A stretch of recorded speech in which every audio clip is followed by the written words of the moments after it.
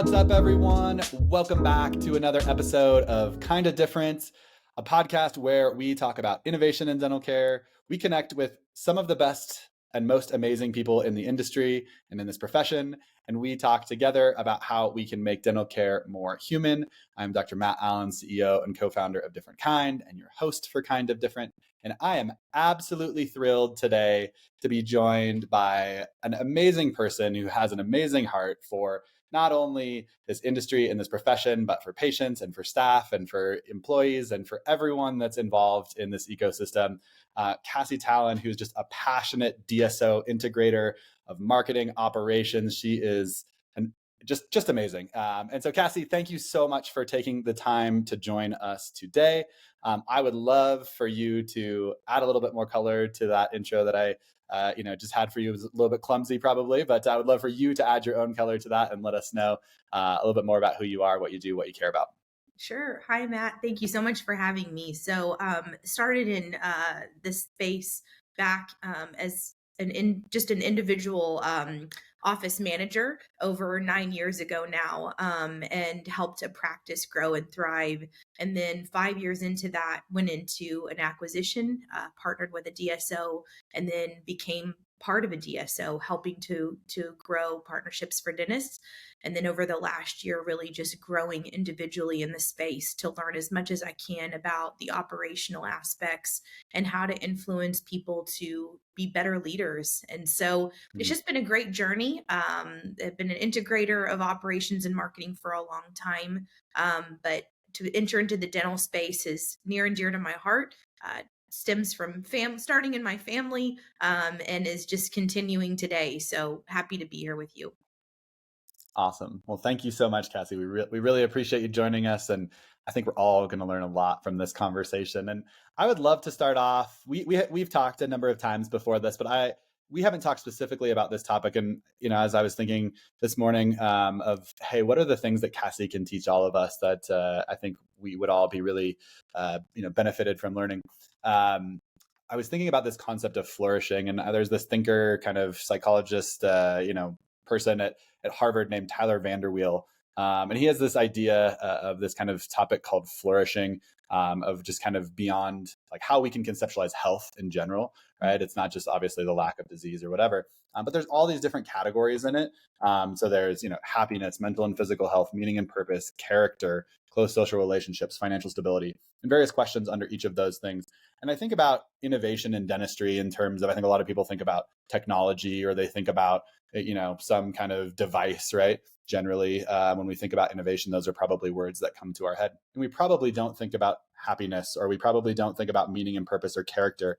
And what I love about you is that you think about those things deeply and find ways to implement those and operationalize those. So I would just love for you to kind of give us an insight into how you think about flourishing in general, and how you think about operationalizing that concept and why it's innovative. That's a lot kind of wrapped up in one, but would love for you just to kind of explore that for us and share with us how you think about that and how you actually make it happen, in your offices. Yeah, I think that this is a really exciting time to be talking about AI and innovation and all these things that are happening in our space. But where I think there's a core miss is that we're missing the conversation around the human element of innovation. And I think there's innovation around the way that we handle people coming into our practices, the way that we set them up for success and change operationally their roles. We're no longer hiring treatment coordinators, we're hiring patient care coordinators that have multifaceted roles. And you hear that barrier of, I can't hire because I don't have enough to meet the need of enough financially to meet the need of those that are asking for higher wages. We'll hire with higher wages, but fewer people, and hire those with integrity to do multiple things, multiple elements within the front office role or back office role. So we're no longer looking at kind of like individual pillars, but more of like a unified ecosystem of people who have been in multiple spaces. And so the one example that I gave when, that I could give to you when thinking about just how that human element is played out is really beginning to know the needs of your team, and meet them Mm, accordingly. And I'm going to give a big example, but it doesn't necessarily mean that it's the right path. It just means I want to challenge the way people think. But an employee mm, that is with a practice I work for, um, was notorious for being late to work. And the conversation became like, let's write her up. She's notoriously like 5 to 10 minutes late. And instead, I challenged, like, first identify the need. Why is she late? And how can we help? And so I had her come in and meet with the office manager. And the office manager ended up finding out that this is a mom of 8 children, and that they only have one vehicle. So she Uber or lifts to work every day. So there's really nothing in her control with that. So, needless to say, the team rallied as a result of that knowledge and did a fundraiser, and she ended up being able to get a car from GoFundMe just this last week. And just to see the mhm, transformative change in this individual, it went beyond just a write up or looking at why they couldn't do something. I think too frequently DSOs say, my team isn't answering the phone. We need to eliminate our front desk and hire new people that'll answer the phones. Well, maybe they're not answering the phones because their intake is too heavy, or because they've been assigned roles that could be automated so they could be more engaged in direct patient care. I think the human element is often missed. And if we get to the root causes and why, just like that individual who was notoriously late for work, I can tell you she's a lifelong employee, right? Of whether she mm, stays there or mhm. not, she's a lifelong employee to the integrity of the cause of that clinic. And Yep. I would really challenge, particularly DSOs, to look at their glass door right now. Pulse check your teams. Mm, Are they feeling actively engaged with you? Because that retention is hurting you more than you know. And it's great to mm. do AI and innovative improvements to what you're doing, but if you miss the human element, you miss it all, in my opinion. So I love that. Obviously, some beautiful stories in there, and yes, wow, what an amazing change for that one single individual. And yeah, I mean, just a great example of digging a little bit deeper, finding below the surface of what's really going on and how we can really support and help.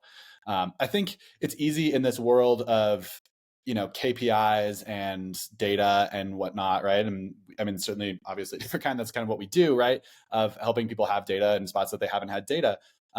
And all of that is designed to produce a greater human connection. Because I'm 100% agree with you, obviously, that I think that's often a spot that we miss when it comes to kind of innovating, with regards to team, as you're talking about, what do you see as some of the most kind of innovative practices? Like if someone were listening to this podcast, and like, hey, this is great, I totally agree with you. You know, yes, we can ask that first question of, hey, what's really going on here and whatever. But are there certain things that you do specifically, or something that someone could put in their toolkit that's like, hey, here's an innovative way of thinking about humanity in our dental practice, something operational that someone could kind of just plug in and say, yeah, let's take that and let's run with it. yeah, so I think that some of the most simple things are they may not be considered innovative at first, but they're tools in my toolkit that I feel like over the years have proven to be effective, not just for retention of people, but ultimately profitability with retained Mhm, patients. And the first one is begin to find that language that you want integrated into your practices that's a carryover of your mission. So the human element for me is the word caring. And I mhm, challenge teams to say it. How can I care for you when they answer the phone? When the message goes out to encourage the survey, we appreciated the opportunity to care for you. The continuation of that statement is then replayed in what they say back to us. So I challenge teams to integrate that word and then live it out. And so I would say that would be number one. And then the second thing is, and I feel like that this is largely innovative in terms of what we're seeing in the space right now, is redefining the roles and making those mhm, those roles that you're establishing in your practice multifaceted. Some of the best front office people are RDAs because they already are a multitasker. They have the knowledge clinically to answer questions on the call, and just be open to the idea that those that you think need to be trained a certain way may have a different skill set than you first envisioned. So, taking a skill set Mm, assessment test with your front desk team, identifying who has a passion for, dental insurance entry, and maybe they're not even currently doing that for you. So, it's really a reworking of your infrastructure so that it's effective and efficient. And then the last one that I would say is be a generous giver, not with pizza mm, parties, right? Which we always see the memes of the CEOs that are like, here's a pizza party, but do something innovative within your organization that feels that you're, mm, giving away something a little extra. I use this word often with my teams. It's lagniappe. It's a New Orleans word that means to give a little something extra. But once a month, mm, when I first was starting out, I had a practice where we would do just a smile card. And the card had mm, a sticky on the back with a Starbucks gift card, and the team could go give a smile out in the community and snap a picture with whoever that was mm, they gave it to and just make their day. But like mhm, an intentional desire to teach your teams how to give instead of receive makes us a lot less mm, likely a year in to say in surveys, I didn't get this, my boss was this, because we're so outwardly focused on the giving component. And I even challenged the Lagniappe philosophy chair side to say, what's the little mm, something extra that any other dental practice wouldn't do?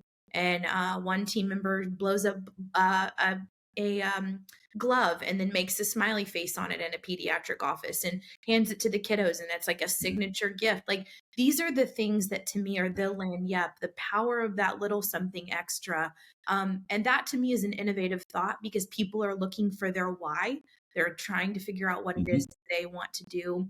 And the greatest point in transformation as a clinic is when they start to see that it's not about what they can receive, but what they can give. And then out of that giving, the practice thrives, bonuses happen, and good comes from that.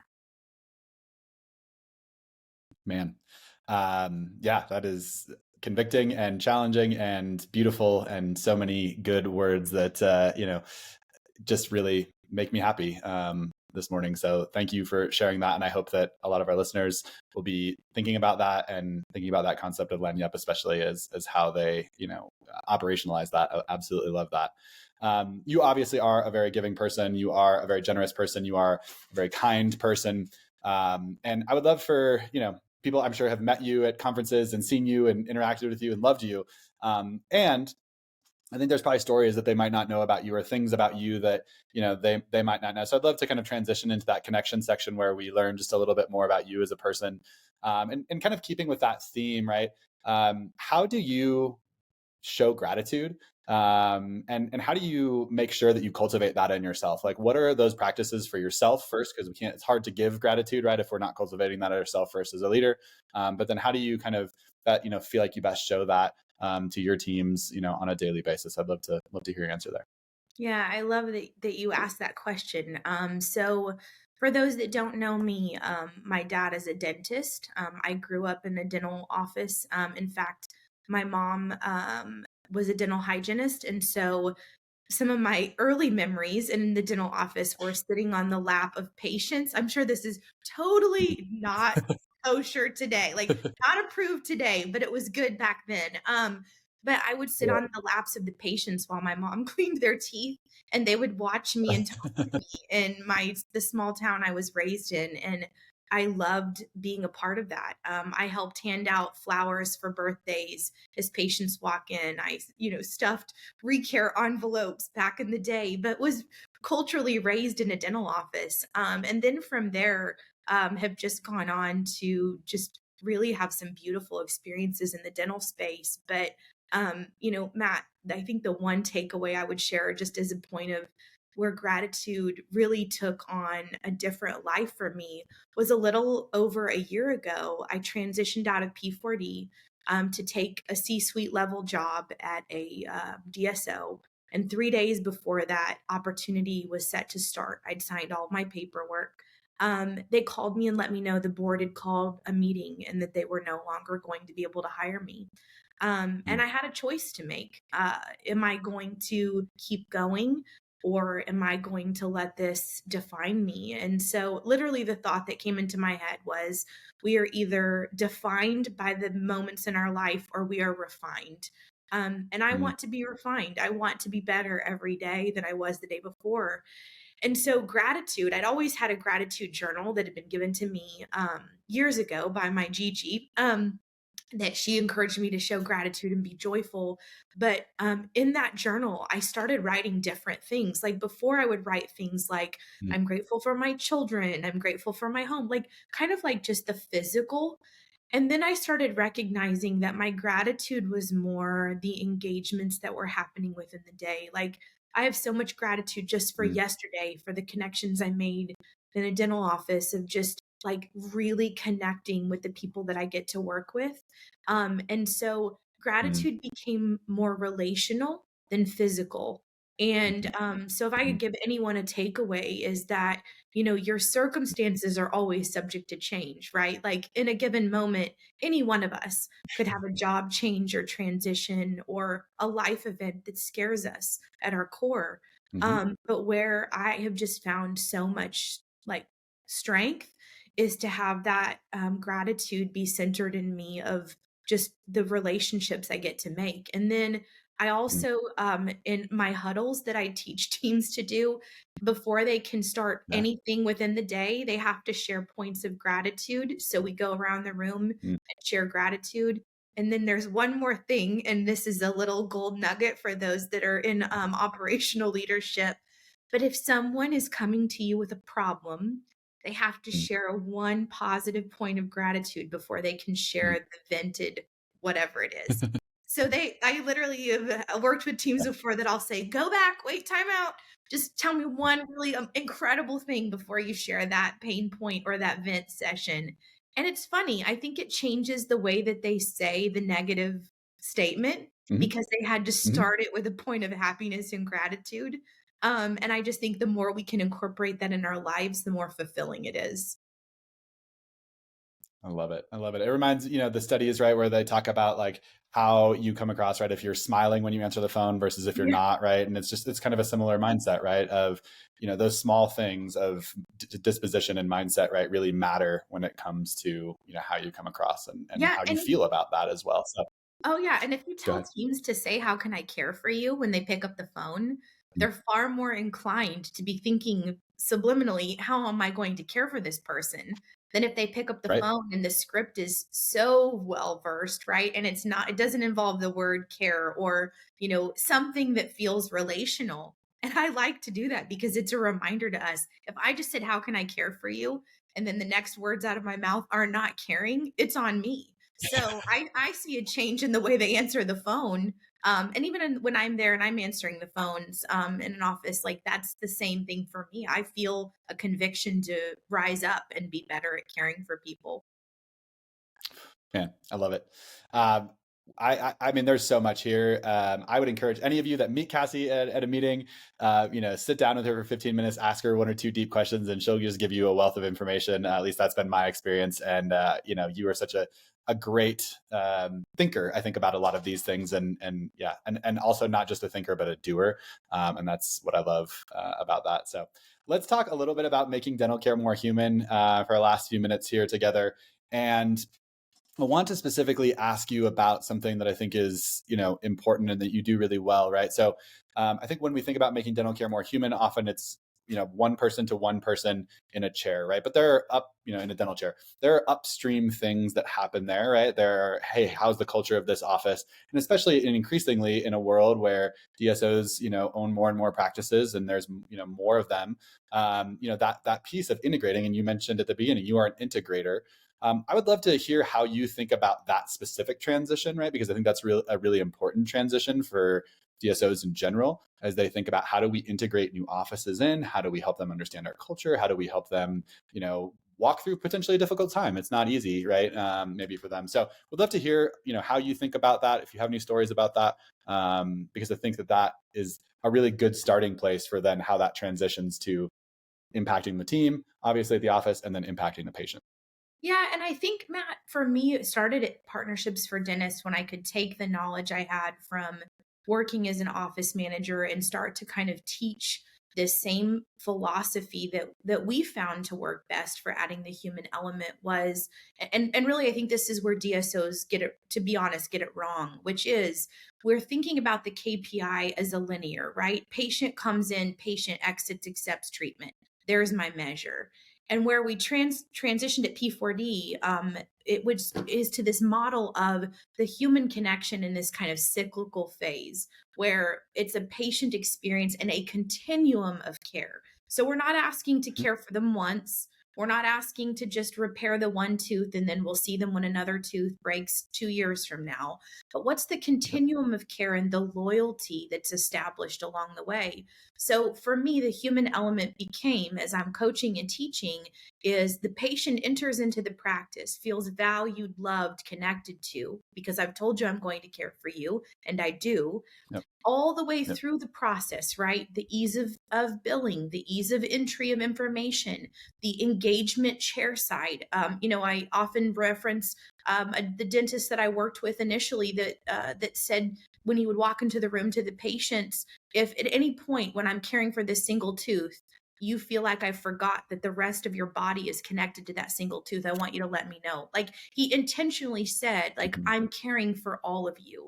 And so that one Yep. statement for me was such a resonator of the fact that we have to connect the human element in order for the patient to feel valued and loved. But it goes all the way through the continuum of care for my favorite part of that piece, which is the referral, where we believe that if Mm. we just market more, if we put ourselves out there on AdWords more, improve our SEO, we're going to see this incredible patient influx of people coming in. And if you're looking for that, if you're looking for quick wins and a fast patient interaction because you offered a $500 off discount, it's probably not going to be long-term sustainable, which is the fact that we're faced with because of patients are fickle, right? They'll go where they feel valued and loved regardless. And yes, they Mhm. want a good deal sometimes, but for the most part, they're far more interested in quality of care. So if you're building a Mhm. team with excellence around that, cyclical force instead of linear, everything Mhm. shifts. And it's Mm. it's really the point at which you start to see transformation in the practice because people know their space within the continuum and they know what role they play to help that patient get to the raving review and referral. And if they know Yep. that, they'll follow that. The team will follow that process and they start to hold each other accountable for it, which is my favorite part. Directors of operations have a lot less to do with that piece of it because the team is like, hey, you missed in the continuum of care that you didn't hand off to me correctly for treatment Yep. planning or whatever it is. And so Yep. that's my favorite part is seeing that shift. I love that. Well, and I mean, it's certainly what we see, when it comes to that piece of the things that tend to, based on our data, right? The things that impact loyalty and trust the most are things that are relational, right? They are, involving patients in their decision making, which we call shared decision making.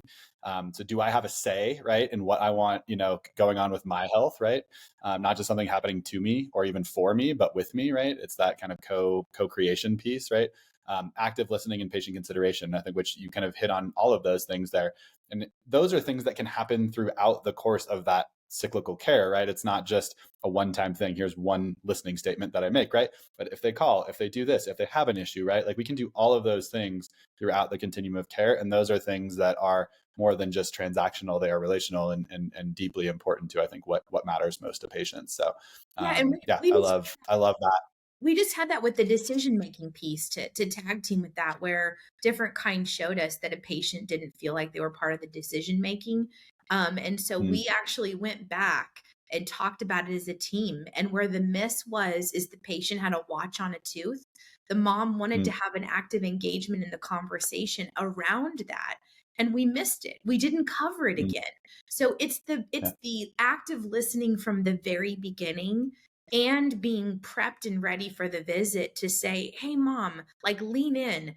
I noticed that we talked about this last time. Is this still an issue for you all?" And that's part of the decision making is they feel that they're part of the final decision because you've not missed the things from the last discussion and they feel Mhm. valued and seen. 100%. I love that. I have one more question for you. In terms of, when you think about, the kind of culture piece, right? Of bringing, an office that maybe you've obviously gone through transitions, right? You've gone through, hey, here's what it looks like to become part of a DSO. Um, from that kind of culture creation piece and integration piece, can you give us just like a couple things that you think work well, to say, hey, we have a new office, we have some new offices coming into this. How should we think about that to ensure that that transition happens as smoothly as possible? Would love your perspective there. Yeah, I think, Matt, my greatest learning curve was with P40 as we would bring in practices that were acquired. Is, for in large part, the team's in shock, right? They didn't have any idea that it was coming. It's just an announcement that their faithful leader has been replaced by a DSO. And it turns teams on their head, right? They're scared and they're nervous about things. And transitionally, I've seen approaches where the head of operations goes in and she asks for everybody's resume and wants to know what everybody does the first day, and really sets the stage for a culture of fear. And when people operate out of fear, they become largely unproductive for you, and we see practices tank. And they begin to cut costs and find ways to fix things, thinking that the practice is tanking because it's just post acquisition instead of the way the culture was set from the beginning. So at P4D, I helped to create a program for them where when the practice was taking on new life, that we put together a kit with all the vendors and this kind of rallying welcome packet along with who moved my cheese. I now give out who leaders eat last. But just giving them something that feels like a rallying cause, that they're getting access to more vendors, they're getting access to greater resources. The marketing of how that DSO first engages with a practice is everything. Because if a practice fully understands that they just got like this, influx of support for HR, Mm, for all these things, if it was marketed well, the practice would be like, heck yeah, like these are all the pain points we've had. And my yep. favorite thing to do with a practice, the minute that it's acquired, is to survey the team and ask for the squeaky wheel, the things that are the Mm. problems that have been there since day one. And it's crazy. Like I've had DSOs say, don't do that. You could find out all kinds of things. No, you know what you find out? You find out that the hygienist is frustrated because her piezo hasn't worked ever, but yet Mm. she's supposed to do heavy scaling and perio maintenance, but in trouble because she can't do it and she doesn't have the equipment. You find out that the cabinet that the nitrous oxide is housed in, the side door doesn't work. So they end up having to shift patients into a new room for nitrous, like little things. And you go in there with your screwdriver and a humbled posture. I mean this. Like I have an electric screwdriver I keep with me, but like go in there and solve the immediate need. These people will rally for you because they know now that you're investing in them Mm. instead of just Yep. coming in after a multi-million-dollar sale and just, asking for all of these changes. First start with a posture of service. So that would be my challenge, is love and serve well from the beginning, and you will Mm. raise up an incredible culture that wants to serve and get it right. Man, that's a great way to close us for today, Cassie. We could chat for a lot longer, and I think that yeah, that ties a bow really nicely on this conversation, though. Um, if people want to learn more about you, your work, what you're passionate about, what you care about, where would they go? How would they get in touch with you? Share with us just a little bit more. If people are like, yeah, this is amazing, I definitely want to talk to Cassie. How would we do that? Yeah, so you can find me on thefractionalmatch.com. I'm based out of Dallas, and I just welcome any connections. You can find me on LinkedIn as well, Cassie Tallon. But I really enjoy just giving away, honestly, the knowledge that I've found in this space. So if somebody just needs to know how to reset their team or their operations, I'd love to talk. It's amazing. Well, thank you for so much practical, actionable, advice and challenges, even, that I think people can really take into their practices and say, oh, this is something that I could operationalize. I think sometimes some of these things live at too high at 30,000 feet, right? And then it misses, it's like, yeah, that's a good idea, right? But it misses the like practical implementation. And so I love how thoughtful you are about that, of taking that desire and that 30,000 foot view and actually making it happen, with an electric screwdriver. So That's right. thanks so much for joining us today, Cassie. We really enjoyed the conversation and look forward to, I hope all of you who are listening, like I said, find Cassie at a meeting sometime, say hello. What a great asset you are to this profession. So thank you so much. Thanks so much, Matt.